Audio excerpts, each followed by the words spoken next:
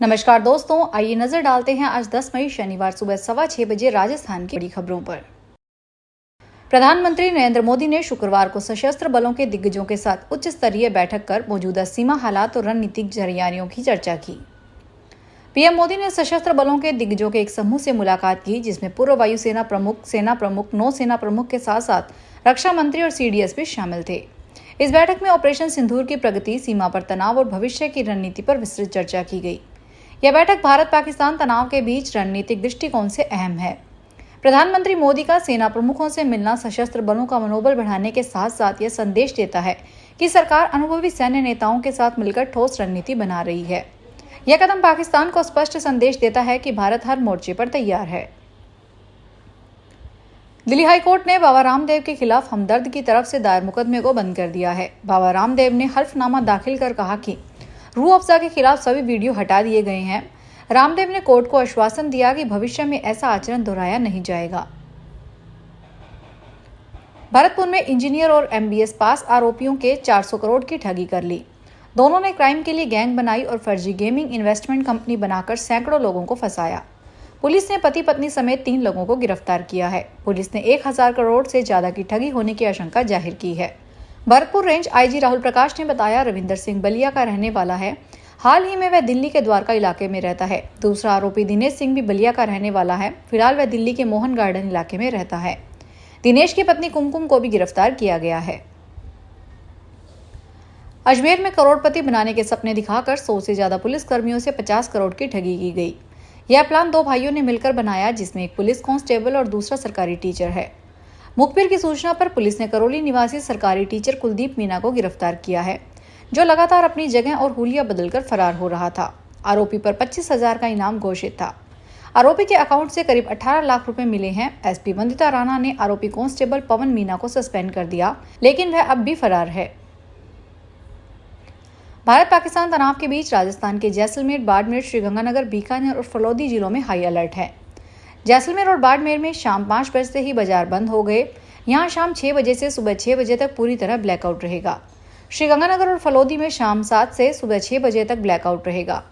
जैसलमेर में सभी सार्वजनिक कार्यक्रमों पर रोक लगा दी गई है। ब्लैकआउट के दौरान घरों के बाहर लगे मीटर की लाइट नहीं दिखे, इसलिए टेप और कपड़ों से ढका गया है। श्रीगंगानगर में शादी समारोह और धार्मिक कार्यक्रमों में लाइटिंग और डीजे बैन कर दिया गया है। बीकानेर में हॉस्टल खाली करा लिए गए हैं।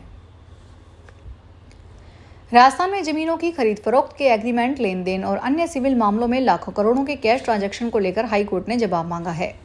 जस्टिस समीर जैन की कोर्ट ने शंकरलाल खंडेलवाल और अन्य की याचिकाओं पर सुनवाई करते हुए राज्य, केंद्र सरकार, इनकम टैक्स, ईडी और पुलिस से जवाब तलब किया है।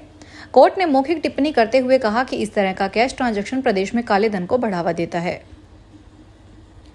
सुप्रीम कोर्ट ने शुक्रवार को दिल्ली हाई कोर्ट में न्यूज एजेंसी ANI के खिलाफ लगी याचिका को खारिज कर दिया।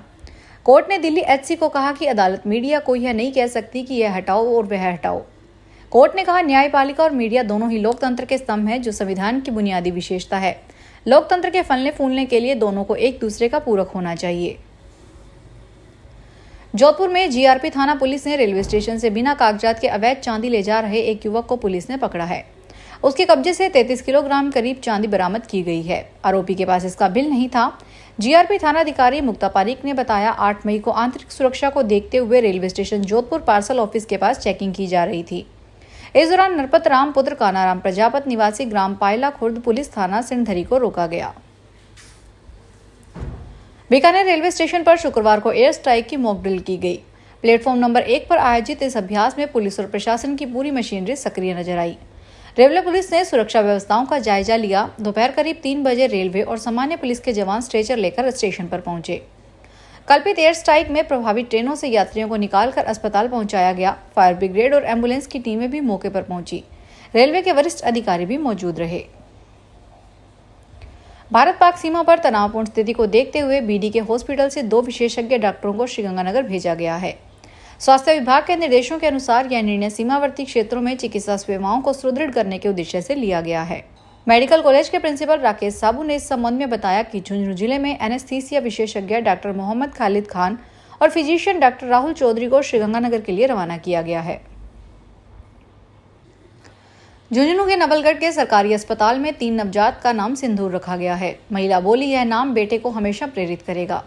दादी ने कहा, मैं अपने पोते को सेना में भेजूंगी। डॉक्टर बोले, भारतीय सेना के ऑपरेशन के नाम पर बच्चों का नाम रखकर इन परिवारों ने अपनी भावनाओं का इजहार किया है। हॉस्पिटल में भर्ती सीमा ने कहा, मैं नवलगढ़ के बेरी गांव की रहने वाली हूं। 3 दिन पहले मुझे बेटा हुआ है। ऑपरेशन सिंदूर के बाद यूपी में शुक्रवार को पहला जुमा था। लखनऊ, वाराणसी, कानपुर समेत कई शहरों में नमाज के बाद मुस्लिम समुदाय के लोगों ने पाकिस्तान के खिलाफ जोरदार प्रदर्शन किया।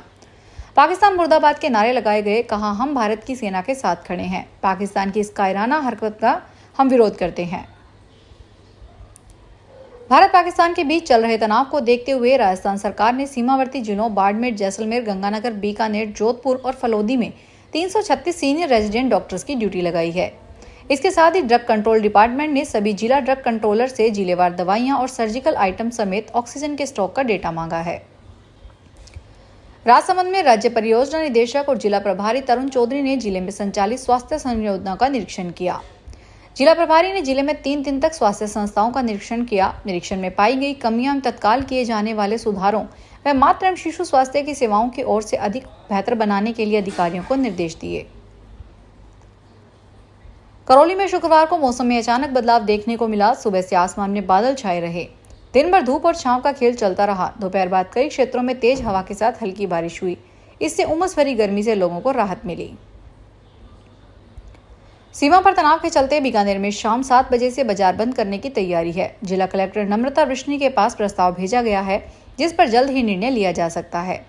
सीओ श्रवण दास संत ने कहा कि बाजार में बिना वजह घूमने वालों पर सख्त कार्रवाई की जाएगी। एसडीएम को धमकाने और सरकारी संपत्ति को क्षतिग्रस्त करने के मामले में बीजेपी विधायक कंवरलाल मीणा की विधायकी जाना तय है। विधानसभा स्पीकर वासुदेव देवनानी आज या कल कंवरलाल की विधायकी खत्म करने पर फैसला कर देंगे। आज शाम के बाद कभी भी अधिसूचना जारी होने की संभावना है। रिश्वत कांड में पकड़े गए भारत आदिवासी पार्टी के विधायक जयकृष्ण पटेल की विधायकी खत्म करने और पार्टी से बर्खास्त करने के लिए भाजपा बांसवाड़ा में आंदोलन करेगी। इस आंदोलन के लिए भाजपा ने जिला कार्यालय से प्रेस कॉन्फ्रेंस कर आंदोलन की रणनीति बताई। इस दौरान जिला अध्यक्ष पूंजीलाल गायरी, पूर्व मंत्री महेंद्रजीत सिंह मालविया और पार्टी पदाधिकारी मौजूद रहे। जयपुर के आराध्य ठाकुर श्री गोविंद देव जी मंदिर में 12 मई से जल यात्रा उत्सव की शुरुआत होगी। यह विशेष धार्मिक आयोजन 11 जून तक चलेगा। इस दौरान श्रद्धालुओं को रोजाना दोपहर 12:30 से 12:45 बजे तक जल यात्रा की झांकी के दर्शन करने का अवसर मिलेगा। जल यात्रा के विशेष दिनों में दर्शन का समय थोड़ा बढ़ाया गया है। बूंदी में मुख्यमंत्री अवधि पार ब्याज राहत एकमुश्त समझौता योजना में 416 किसानों को फायदा मिलेगा। यह योजना उन किसानों के लिए है जिनका लोन 1 जुलाई 2024 को अवधि पार हो गया था।